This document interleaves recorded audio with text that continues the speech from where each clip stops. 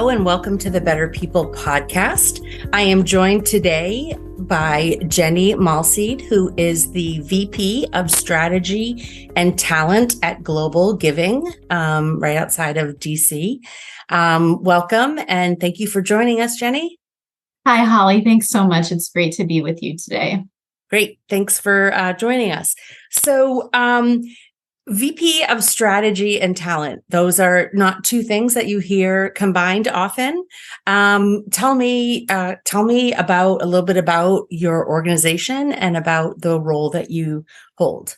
Sure. Yeah. GlobalGiving is a nonprofit that supports thousands of nonprofits around the world with funding and other resources to achieve their missions and drive positive social change. And we've been around for about 20 years doing that.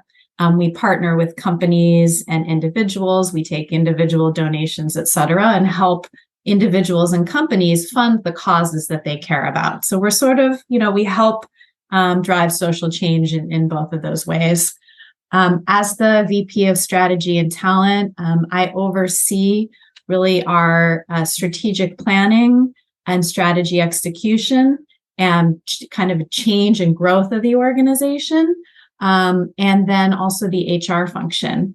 And what's really been fun and interesting is that I have a traditional strategy background, did consulting and leadership roles. And I'd always partnered with HR because if you're driving change in an organization, if you're thinking about culture, you're thinking about people, you're working with HR.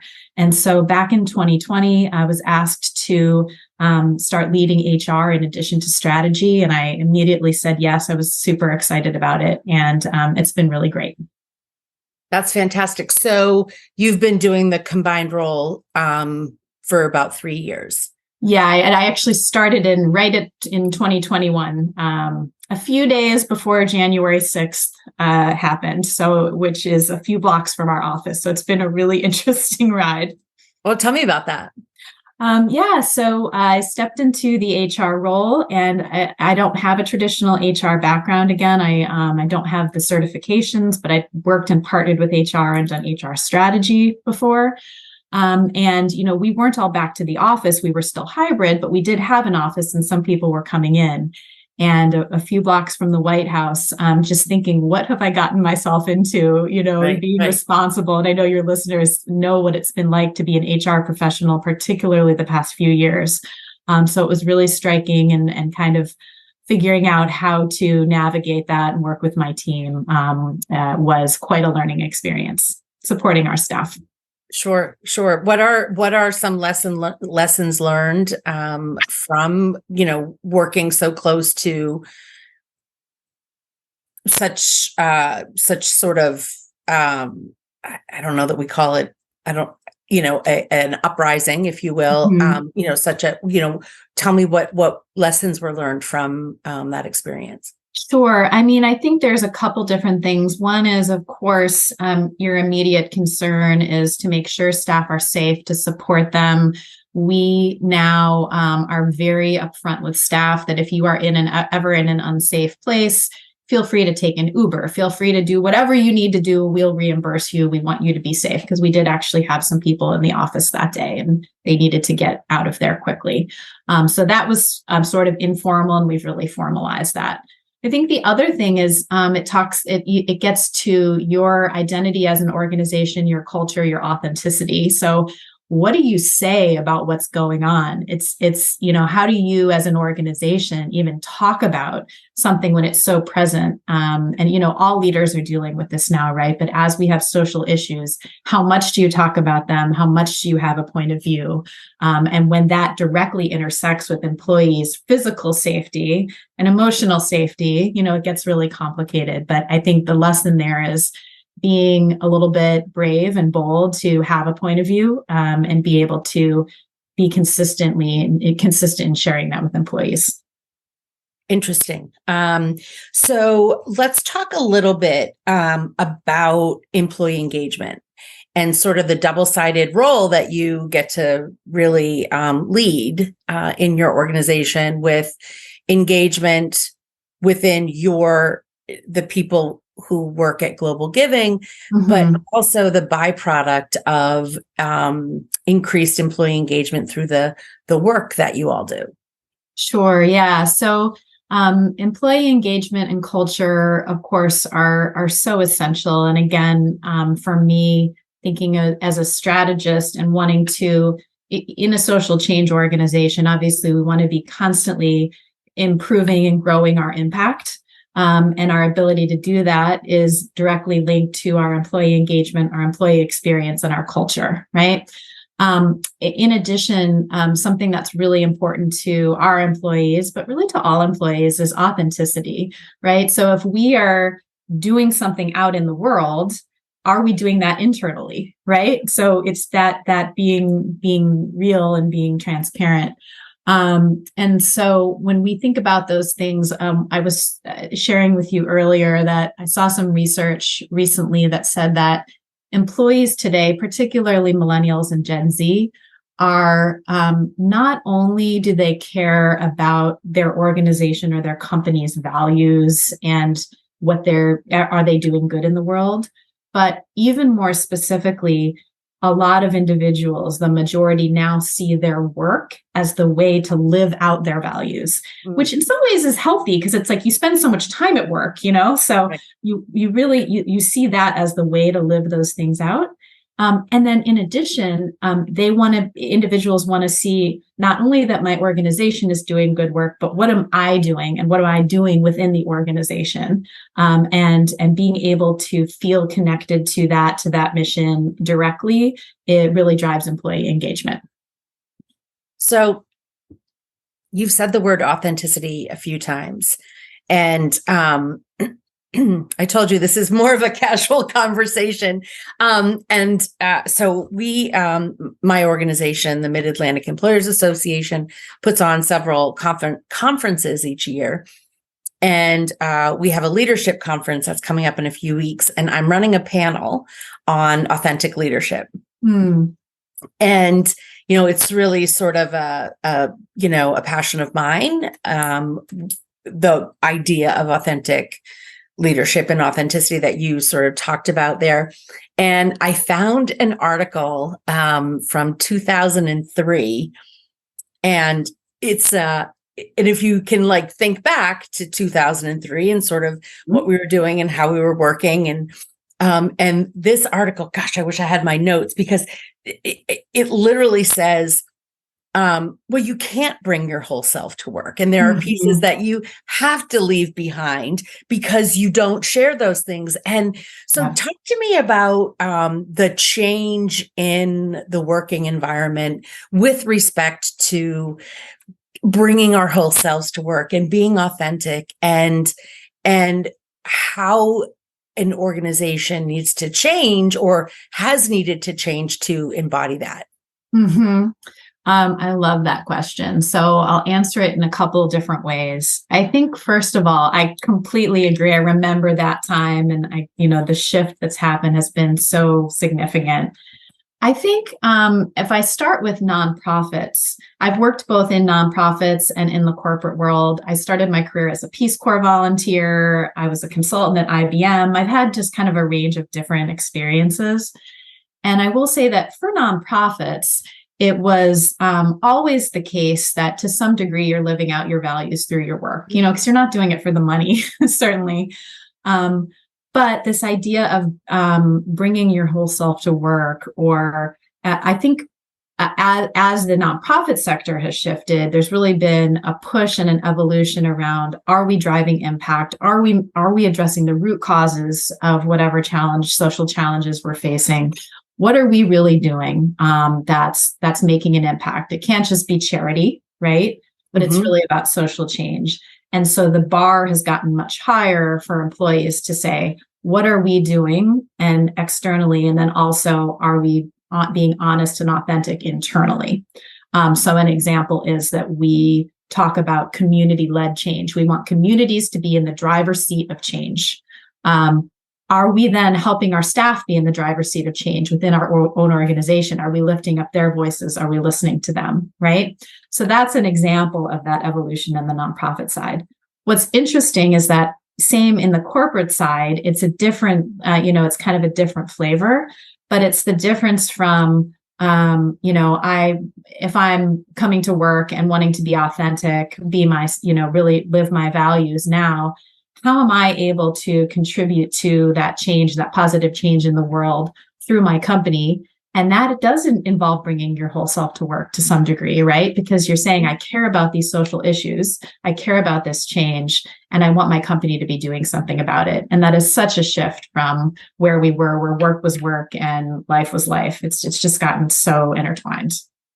It's fascinating. I say all the time, if I could go back to school and study one thing, and it changes all the time, but I do believe like the sort of anthropological evolution of, I'm not that old. I mean, I'm old, but I'm not that old, right? And literally right before we started taping, I got a text message from one of my dearest friends who we started working together 20 years ago, maybe a little more. I'm going to fake my age, but certainly in the late 90s. And he's gay, and he didn't tell me for 7 years. Yeah.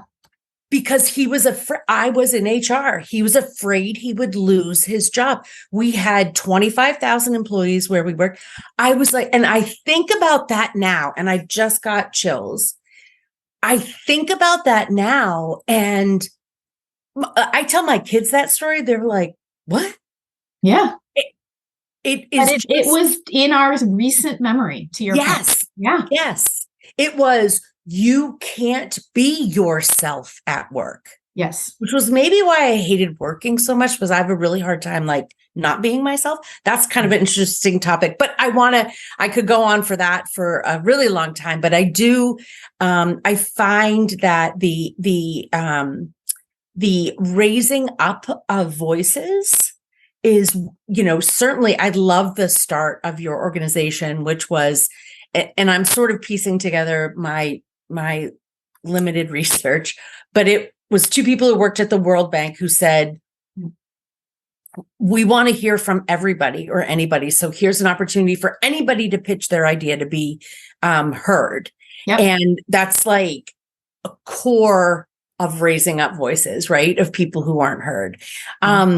And so tell me, maybe give me an example or give me something that your organization does to ensure that internal employees' voices are heard. Oh, sure. Yeah. And I will say, I want to be really honest and bring some humility to this. We are not nailing this yet, right? It is such a change and such an evolution.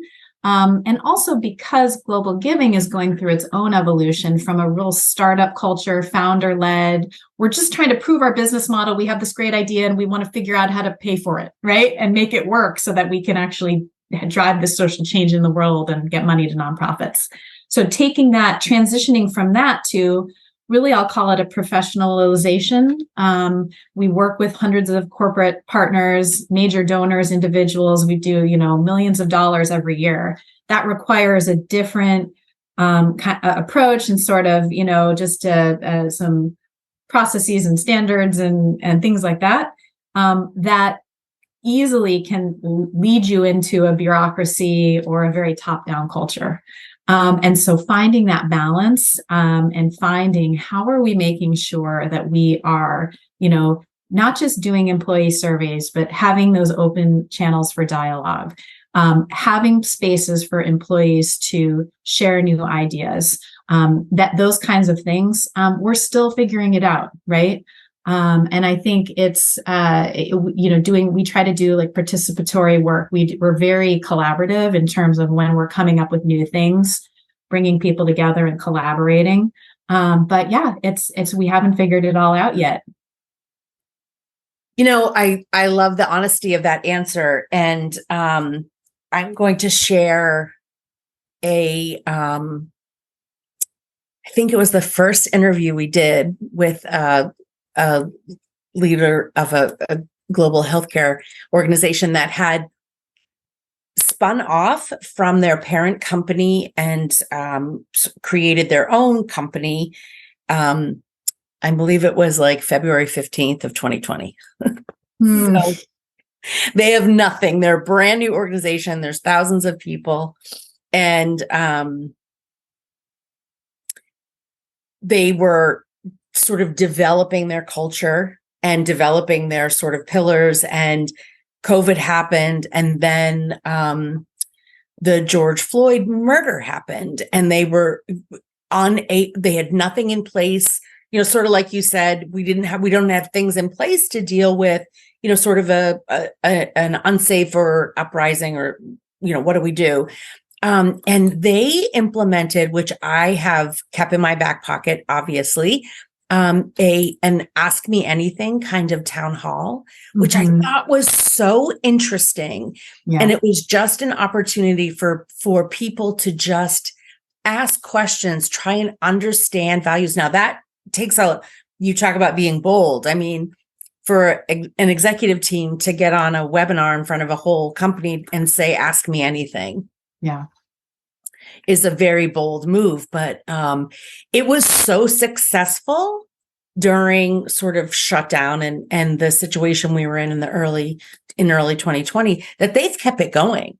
And they've, 3 years later, they still do Ask Me Anything, and it's sort of embedded now into part of their culture, which was, I just thought that was such an interesting. I'll suggest that to some companies that are like, "Are you crazy?"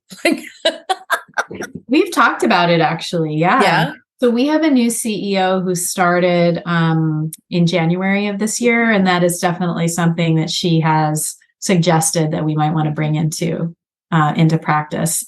I think the other thing that we're finding, and so this is based on, again, thinking about, we're a nonprofit and we serve other nonprofits and we talk about lifting up community voices. Something that's interesting is that doing that well requires a degree of, call it process, call it project management, call it, right? Because what we also hear from our partners, so for example, if we're thinking about, working with our community partners, we've asked them, to what degree do you want to be involved in decisions that GlobalGiving is making, right? And, same thing with staff. You ask them, and it's like, we want to be heard, we want to be involved, but also we don't want you coming to us for everything. Like, you're leaders. Like, we want a way to give you input where we know that you will ask for it, we will give you feedback, and you will act on it. But we don't want you calling us every minute, because we also have jobs to do, right? And so that's the interesting balance. When I talk about the evolution and the growth, we are going from a 20-person or 50-person organization to now we're over 100. It's like, you can't just be doing an employee survey every day and asking people everything. So how do you kind of set up it in a light touch way, those sort of processes and channels of feedback? That's been really interesting. So what are some things that you have done? Yeah, so we started doing some town halls, but we really wanted them to be conversations, not just one way, we ask a question, you give an answer type of a thing. And so we designed, one of the things that we did, part of our DEI, which we call READY, Race, Equity, Diversity, and Inclusion. I was going to ask you about that. Yeah. So we have, we've created a READY team, which is a number of staff members that are doing different, helping us advance different priorities that we've identified. One of the things that we did through that team is we trained that team members and a number of other staff members in leading difficult conversations. So they have training as facilitators, which they used. We did a whole program about race, equity, diversity, and inclusion to build a baseline understanding for staff. We thought it was important to have a shared language before we thought about even what are we going to do. But those facilitators serve us in different ways, right? And so those facilitators are available. And when we did we've done a couple of town halls now. Part of the town hall, and we're still learning, right? We're trying out different things, but part of the town hall is sort of people submit questions, they upvote them, because that's another thing. There's an Ask Me Anything approach, but what we like to do is say, not just who is brave to ask the question, but you put your question in and then people can upvote it. So we see what do people I like that. want to know. We answer that, but then we go into these small group discussions where you have an executive team member, one of these trained facilitators, and a number of staff. And then we're asking staff for feedback on different things like our hybrid work, or they can ask questions, things like that. And then it's a facilitated conversation as opposed to an us versus them, gotcha kind of a thing. And so it's about building that culture of sharing and feedback. Yeah. I love that. I love the idea of, not just the noisiest voice in the room being heard, right? But the one that most people want to hear as well. Yeah. So, you talked about, I want to talk about your Ready program, but I also want to ask, because we talked about the changes of employees and sort of their interests and their, really their demands, in today's working environment. Another sort of ask or request or requirement that is coming rapid fire to employers is develop me and teach me. Yes. And so, you've talked about the teaching people to have critical and difficult conversations. Talk to me about other kinds of development. How did you select those individuals? Did they self-select? Talk to me about a little bit about development within your organization, especially as it's rapidly growing. And I would assume that you need people to take on greater challenges. Yeah. Yep. So for that program, we have this Ready team, which is we had our inaugural Ready team back in 2021, around 8 people representing all different parts and identities, et cetera, in the organization. And then the next Ready team is comprised of kind of a new group. So a lot of those individuals are also the trained facilitators. And yes, they went through a selection process. We had a nomination process. We did a selection process we have a Ready lead and myself, and really looked at how do we get the right composition of folks, different skills, because you need people who have different skill sets for this work. And then also we invited other people to apply to be facilitators. And then we also, we selected them and really looked again at their jobs, their career goals, their skill sets, et cetera, what would make sense. So that's how those groups were selected. They went through a rigorous training program, like 9 hours together. And then they led these difficult conversations that reached all staff. That was, I don't like to use the word mandatory, but basically mandatory. It was expected that you be there. We need a better word. We need a new word. Yeah, because it's like, if you really can't go, I'm not going to, take it off of your performance review. So I don't like mandatory, feels like compliance related, but very much it was expected. So that was part of our professional growth. The other thing is, I totally agree with you on the professional development. We have through our PEO Insperity, we have staff have up to $1,500 that they can use towards continuing education, things like that. In addition, we've added this year, we increased it to $1,000 of professional development funds that you can use. It's between you and your manager, that you can use in any way that you want to. And then we found that not everyone was using all of theirs. So then we're working with managers and leaders to make sure they're on top of that, so then they can reallocate funds. So if somebody only needs 300, that's an extra bit. How do they make sure that gets to someone who needs more? So really trying to support our leaders in supporting their staff in their professional development. My co-host, who is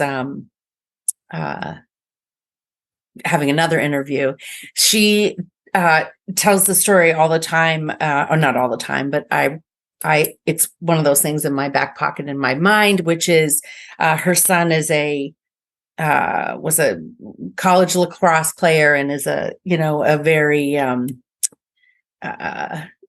he's in the military. Anyway, he a very successful individual. And he says, Mom, I never lose. To which she said, oh boy. And he said, I either win or I learn something. Mm-hmm. And so tell me about a time that you maybe something maybe didn't go as planned, but you learned something. It's funny because we have 4 values, and one of them is listen, act, learn, repeat. Repeat. I saw it. Yes. Learn and then repeat, listen, act, learn. And so we start with listening. We start with looking for data, understanding what people need. You take an action, you learn from it, as you said. And so it's hard to embrace failure, especially in social change, but anywhere, right? You don't want to make mistakes that are going to harm others, harm your organizations you're working with, et cetera. So it's tough. But we do try to embrace that fail fast mentality, learn something. And then we talk a lot about LALR, that value, listen, act, learn, repeat. Gosh, there have been a number of areas that I would say we have, not gotten quite right. And me personally as well. I'm like, what can I share? Some of them are in the HR space. So it's, it's difficult to, right. You want to be careful about how you're framing them. I might need a little more time to think about that because I want to give you, there's so many and I want to give you a good example. Yeah. I mean, that's what somebody said, well, I've never failed in my life. I said, oh, come over here, honey. I have done it my whole life in multiple different settings in different ways. I can teach you a lot of things. I feel like it's like every day. I mean, man, certainly I have I have a wealth of examples. Actually, you know what? I will share one. Oh, okay. I will share one. In this race, equity, diversity, and inclusion work, it's funny. It goes back to this idea of authenticity that we've talked about. When we kicked off that work, we said, we need to start. So we want to think about equity in our programming and how are we making sure that nonprofit partners have access to us? Access is not equal, things like that. So we need to think about our programs. But before we do that, let's talk about ourselves. Let's get ourselves right. Let's focus on, again, what are we doing internally for our own staff? Are we driving diversity? Are we being equitable? Do staff feel included? And again, we have race in there explicitly because it needs to be. We're in America. And so when we had a lot of appetite to do a lot of things, and we partnered with staff. We had this READY group, and they worked on with the executive team and the organization to define our future state goals for READY. And we talked about how some of them will take a long time to achieve, but we have to start somewhere. And where are we going to start? And we bit off way more than we could chew. And because people had a lot of enthusiasm and we wanted to do all these things. And, we didn't quite have the resources with everything else going on. We didn't quite have the resources to do all the things that we wanted to do. Myself personally, we didn't have an executive sponsor. This is not an expertise area for me. I shouldn't have, and I didn't have bandwidth because I had just taken on all these other things. I said, I'll do it. I really should not have. And so learning from that. And so what then ended up happening is we weren't progressing as quickly as I think people had hoped. And that's really hard for staff when you have staff members that say, I'm hurting right now. I don't feel included. As a leader, you never, ever want to hear that. Right. And so then they're feeling that way and they're saying, why aren't you guys prioritizing this? Why aren't you making enough progress? And so that was a huge lesson in sort of right sizing our aspirations versus our resource reality and making sure that we're being honest about what we can achieve. I'm actually going to write that down. You said aspirations versus resource reality. Yeah. You might want to trademark that. I like that. That was a very visual statement. So one of the things you just mentioned, an employee, feeling, you never want your employees feeling like left like I can't do this. You talk about providing support from, this is another thing we've never talked about in work, which are things like mental health and burnout. Yeah. And you specifically work with an organization to support your people with respect to nonprofit burnout. Talk to me about that. Yes. So we did that program last year, actually. And we've used this organization in a couple of different ways. But let me talk about the burnout for a minute. We actually talk about burnout. We also talk about compassion fatigue. So we have individuals, again, we're responding to humanitarian crises when they hit constantly. And we're available, again, to help donors and companies, respond as well. Mm-hmm. But that's a very always on 24/7 cycle. And the reason we're able to do that is because we have these thousands of vetted partners around the world. You can imagine if a crisis hits in your community and you're a nonprofit, it doesn't matter if your mission is actually X, you're responding to that disaster because you have networks and relationships and what have you. So a disaster hits, we're immediately in touch with the partners that we know and also seeing, are there other partners we should be helping? Because we're good at mobilizing those resources and we want to get them to the ground. We don't want them to sit in a bureaucracy. We want to get them out to you and you tell us what you need and we'll get you money for it, right? So that's great. It's also so exhausting, right? For those people who are on those front lines or who are doing the marketing for it, writing the stories, doing the interviews. And we have compassion fatigue. We suffer from it every day, or we're hearing of, even not in a disaster context. The disaster one is most acute, but even partners, I get emails daily from people begging for help, right? Mm. And so, we worked with this organization called Relovution.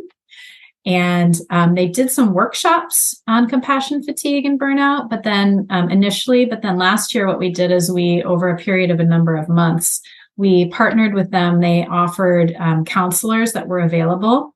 We made it really easy. It was already paid for. So I, as an employee, could pop onto the website and look at the counselors that were available.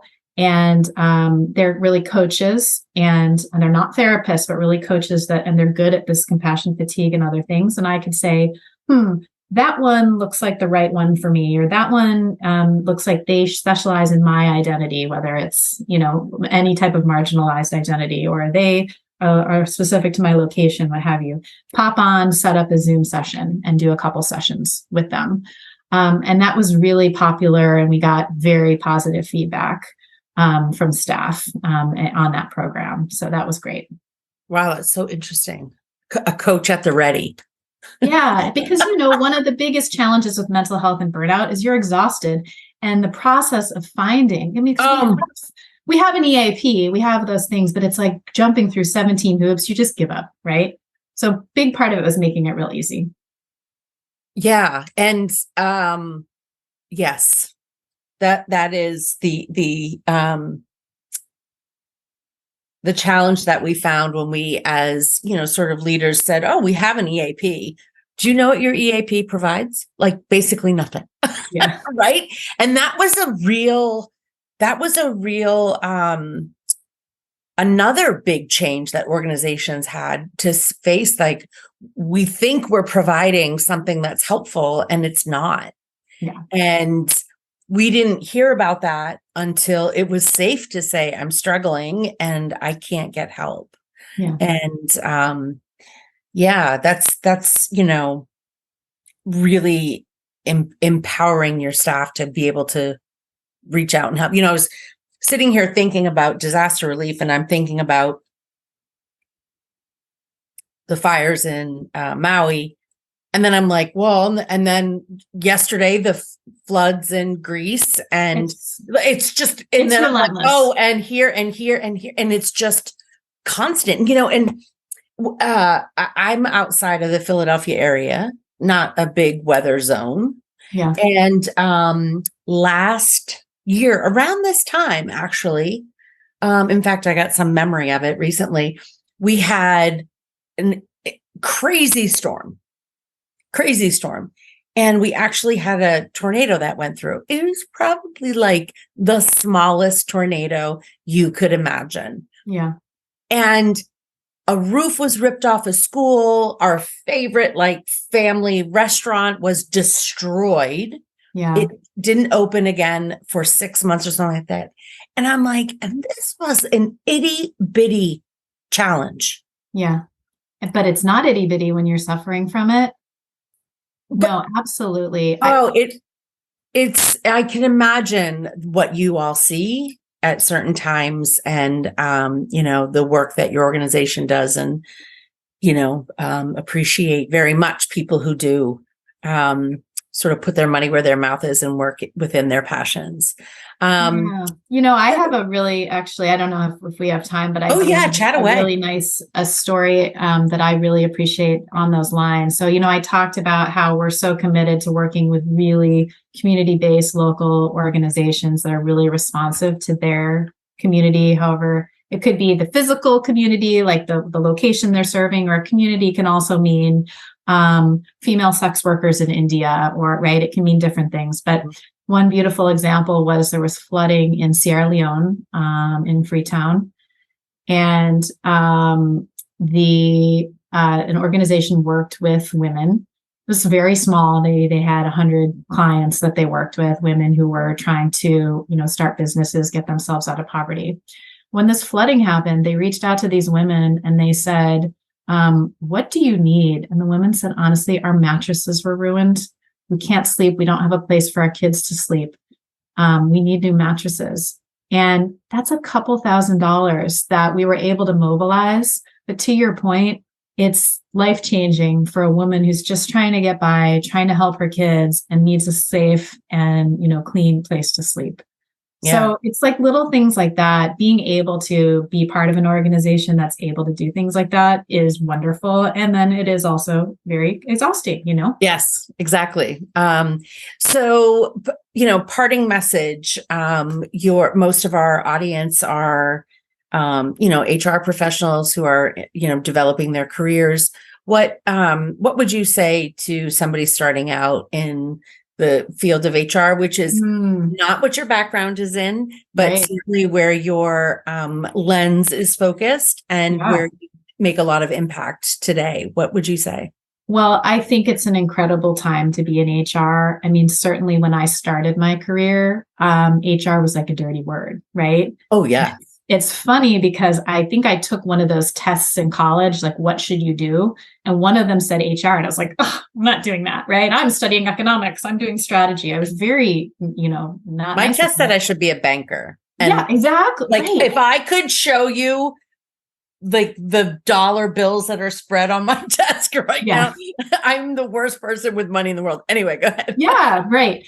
So I want to be clear. It's also the hardest time to be in HR because some of the things we've talked about, I mean, the employee expectations are through the roof. We can't possibly meet all of them, but this linkage that I talked about between strategy and talent and HR is so real to me. I see it every single day. So if any organization that you are in is trying to change and adapt and grow, and they have a strategy to do that, and the way that that strategy gets carried out is through its people, right? There's no two ways about it. And so being able to then be at that table and be part of that conversation, we're seeing more and more that HR is at that table and part of that conversation is so exciting.